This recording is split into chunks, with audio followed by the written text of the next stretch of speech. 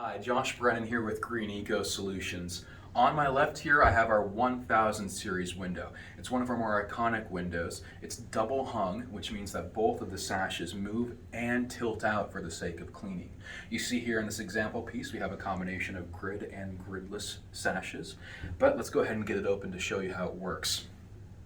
So you unlock it and lift this first sash out. Then to tilt out, what you do is you move both these latches over, and just like that, you can tilt out, clean the outside, clean the inside, do whatever you have to do. It's a great way to easily maintain this first sash. Now, to put it back, it's as simple as lifting back. The sashes click into place, and then this just gets lowered like that. In order to get this other sash out, you do need to have this removed. So we're gonna go ahead and tilt this out. I'm gonna let it sit right there for now. This other sash does move with the little handle here. You just bring that down. It reveals the top two lashes of this second sash here. You just move those over, and this also tilts out for cleaning. And just like that, you have both your sashes out. You can clean them, maintain them, whatever you have to do to make sure your home stays lovely. Let's go ahead and get this one back into place.